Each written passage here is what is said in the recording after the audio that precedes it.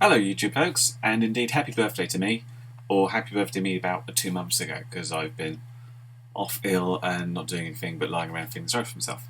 But 2 months ago when it was my birthday, my very lovely family bought me this fleece, which says my name on it, and the forum I belong to, or hang out a lot, FPV Hub, and these rather cool Dominator V3 goggles, which I got Big Nose to make me up a colour coordinated antenna for.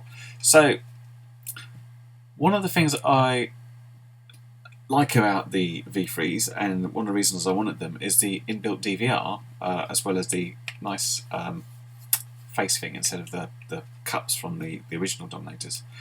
Though I was a little bit worried about the quality of the DVR in them. I've normally been using one of these, which is similar to the Japan FPV. This one came from BevRC. They're all the same, just different splash screens. Really good quality.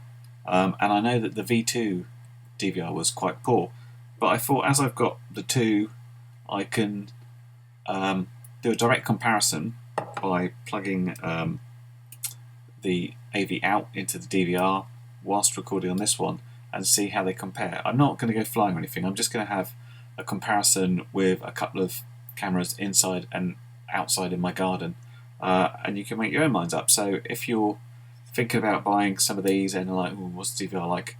Here's the comparison between that and one of the more popular ones that are around there. Here we go. So here we go, and we're starting with the Inductrix FPV, better known as the Tiny Whoop, with the little Quantum 25 milliwatt and VTX setup. Inside looks okay, and outside looks much the same. I'm pushed to tell the difference really between the picture. Apart from the fact that the cameras are a little small and it doesn't seem particularly wonderful, it's all okay. Number two is the little tiny 5V camera I got from Banggood. I have to say that the colour reproduction on it's really good. It's just a shame that you can't fly with it, else it warps all over the place.